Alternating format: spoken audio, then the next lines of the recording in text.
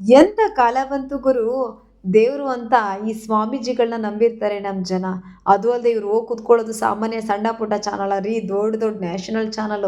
ನಮ್ ಜನ ಹೇಗೆ ಅಂದ್ರೆ ದೊಡ್ಡ ದೊಡ್ಡ ಚಾನಲ್ ಬರ್ತಾರೆ, ಇದು ಖಂಡಿತ ನಿಜ ಅಂತ ನಂಬ್ತಾರೆ. ಆದ್ರೂ ಇತ್ತೀಚೆಗೆ ನಮ್ ಜನ ಕೆಲವರು ಎಚ್ಚೆತ್ಕೊಂಡ್ಬಿಟ್ಟಿದ್ದಾರೆ. ಈ ಸ್ವಾಮೀಜಿಗಳನ್ನ ಬೂಟಾಟಿಕೆ ಕಳ್ಳನ್ ಮಕ್ಳುಗಳು ಅನ್ನೋ ತರದ್ದು ಅವ್ರ ಮೈಂಡ್ ಸೆಟ್ ಅಲ್ಲಿ ಬಂದಿರುತ್ತೆ. ಆದ್ರೆ ಕೆಲವ್ರು ಹಾಗಿರಲ್ಲ, ಕೆಲವ್ರು ಅದೇ ತರ ಇರ್ತಾರೆ.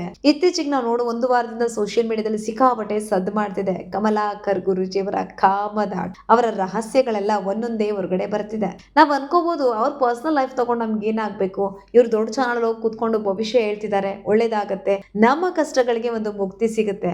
ಪಾಪ ನಮ್ ಜನ ಮುಗಿದ್ರು ರೀ. ಕೆಲವ್ರು ಎಚ್ಚೆತ್ಕೊಂಡಿದ್ದಾರೆ, ಇನ್ನು ಕೆಲವರು ಮುಗಿದ್ರು ರೀ. ಒಂದೊಂದ್ ರೂಪಾಯಿ ಉಂಡ್ರೋಗುತ್ತೋ ತಿಂದ್ರೋಗುತ್ತೋ ಅಂತ ಒಂದೊಂದ್ ರೂಪಾಯಿನ ಕೂಡಿಟ್ಟು ಇಂತ ಸ್ವಾಮೀಜಿಗಳ ಮುಂದೆ ತಗೊಬಂದ್ ಸುರಿತಾರೆ. ಯಾಕೆ ಹೇಳಿ, ನಮ್ ಕಷ್ಟಕ್ಕೆ ಒಂದು ಪರಿಹಾರ ಸಿಗುತ್ತೆ ಅಂತ. ಆದ್ರೆ ಇವರು ಸ್ವಾಮೀಜಿ ಅನ್ನೋಂತ ಪಟ್ಟ ಕಟ್ಕೊಂಡು ದೊಡ್ಡ ದೊಡ್ಡ ಚಾನಲ್ ಹೋಗಿ ಕೂತ್ಕೊಂಡು ಭವಿಷ್ಯ ಹೇಳೋಂಥವ್ರು. ಇವ್ರ ಪರ್ಸನಲ್ ಲೈಫ್ ನಮ್ಗೆ ಯಾಕೆ ಅಂತ ನಾವು ಯೋಚನೆ ಮಾಡ್ಬೋದು. ಬಟ್ ಪರ್ಸನಲ್ ಲೈಫಲ್ಲೂ ಲಿಮಿಟೇಷನ್ ಮೀರಿದಂತಹ ಈ ಕಾಮದಾಟ, ಅದು ಅನೈತಿಕ ಸಂಬಂಧ, ಈ ತರದೆಲ್ಲ ಇದ್ದಾಗ ನಿಜಕ್ಕೂ ಅಸಹ್ಯ ಅನ್ಸುತ್ತೆ ರೀ. ನಮ್ ಜನ ಗುರುಗಳು ಅಂತಂದ್ರೆ ದೇವರ ಸಮಾನಕ್ಕೆ ದೇವ್ರ ರೀತಿನಲ್ಲೇ ನೋಡುವಂಥದ್ದು. ಆದ್ರೆ ಇವರ ಈ ನೀಚ ಕೆಲಸ ನಿಜಕ್ಕೂ ತುಂಬಾನೇ ಅಸಹ್ಯ ಅಂತ ಅನ್ಸುತ್ತೆ.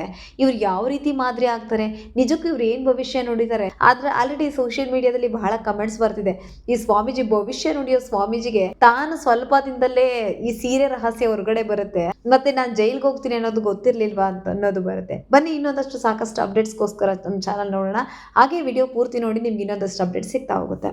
ಆರೋಪಿ ಸುಚಿತ್ರಾ ಹಾಗೂ ಜ್ಯೋತಿಷಿ ಕಮಲಾಕರ ಭಟ್ ಪುತ್ರಿ ಸುಮಾಶ್ರೀಗೆ ಟಾರ್ಚರ್ ಕೊಡ್ತಿದ್ರಂತೆ. ಪೊಲೀಸ್ ವರಿಷ್ಠಾಧಿಕಾರಿ ಈ ಮಾಹಿತಿಯನ್ನ ನೀಡಿದ್ದಾರೆ. ಖ್ಯಾತ ಜ್ಯೋತಿಷಿ ಕಮಲಾಕರ ಭಟ್ ಅವರ ಅನೈತಿಕ ಸಂಬಂಧ ಮತ್ತು ಕೊಲೆ ಪ್ರಕರಣದ ತನಿಖೆಯನ್ನ ಇದೀಗ ಶಿರ್ಸಿ ವಿಭಾಗದ ಡಿವೈಎಸ್ಪಿಗೆ ವಹಿಸಲಾಗಿದೆಯಂತೆ. ಈ ಪ್ರಕರಣದಲ್ಲಿ ಪೊಲೀಸರ ನಿರ್ಲಕ್ಷ್ಯದ ಬಗ್ಗೆಯೂ ತನಿಖೆ ನಡೆಯಲಿದೆ. ಅನೈತಿಕ ಸಂಬಂಧ ಮತ್ತು ಕೊಲೆ ಪ್ರಕರಣದಲ್ಲಿ ಜೈಲು ಪಾಲಾಗಿರುವ ಖ್ಯಾತ ಜ್ಯೋತಿಷಿ ಕಮಲಾಕರ ಭಟ್ ಕತೆ ದಿನದಿಂದ ದಿನಕ್ಕೆ ಒಂದೊಂದಾಗಿ ಹೊರಬರ್ತಿದೆ. ಜ್ಯೋತಿಷ್ಯದ ಮೂಲಕ ಕೋಟಿ ಕೋಟಿ ಸಂಪಾದಿಸಿದ್ದ ಭಟ್ರು ಅನೈತಿಕ ಸಂಬಂಧ ಹೊಂದಿದ್ಲು ಅನ್ನುವಂತಹ ಸುಚಿತ್ರಾಗೆ ಐಷಾರಾಮಿ ಕಾರು, ಬಂಗಲೆ, ಇನ್ನಿತರ ಆಸ್ತಿ ಕೊಡಿಸಿದ್ದ ಅಂಶ ಹೊರಬಂದಿದೆ. ಇದೀಗ ಈ ಪ್ರಕರಣದ ಸಂಪೂರ್ಣ ತನಿಖೆಯನ್ನ ಶಿರ್ಸಿ ವಿಭಾಗದ ಡಿವೈಎಸ್ಪಿ ಅವರಿಗೆ ವಹಿಸಲಾಗಿದೆಯಂತೆ ಅಂತೇಳಿ ಉತ್ತರ ಕನ್ನಡ ಜಿಲ್ಲಾ ಪೊಲೀಸ್ ವರಿಷ್ಠಾಧಿಕಾರಿ ದೀಪನ್ ಎಂಎನ್ ಮಾಹಿತಿಯನ್ನ ನೀಡಿದ್ದಾರೆ. ಕಾರವಾರದಲ್ಲಿ ಮಾಧ್ಯಮಗಳೊಂದಿಗೆ ಮಾತನಾಡಿದ ಅವರು, ಈ ಪ್ರಕರಣದಲ್ಲಿ ಆರೋಪಿಗಳ ಪಾತ್ರದ ಜೊತೆಗೆ ಪೊಲೀಸರಿಂದ ಯಾವುದೇ ನಿರ್ಲಕ್ಷ್ಯ ಅಥವಾ ಕರ್ತವ್ಯ ಲೋಪವಾಗಿದೆಯೇ ಎಂಬುದರ ಮೇಲೂ ಸಮಗ್ರ ತನಿಖೆ ನಡೆಯಲಿದೆ ಅಂತ ಸ್ಪಷ್ಟಪಡಿಸಿದ್ದಾರೆ. ಘಟನೆಯ ದಿನ ಠಾಣೆಯಲ್ಲಿ ಪ್ರಕರಣಕ್ಕೆ ಸಂಬಂಧಿಸಿದಂತೆ ತನಿಖೆ ನಡೆಸುತ್ತಿದ್ದ ಅಧಿಕಾರಿಗಳು ಮತ್ತು ಸಿಬ್ಬಂದಿಯ ಕಾರ್ಯವೈಖರಿಯನ್ನ ಪರಿಶೀಲಿಸಲಾಗುವುದು ಅಂತ ತಿಳಿಸಿದ್ದಾರೆ.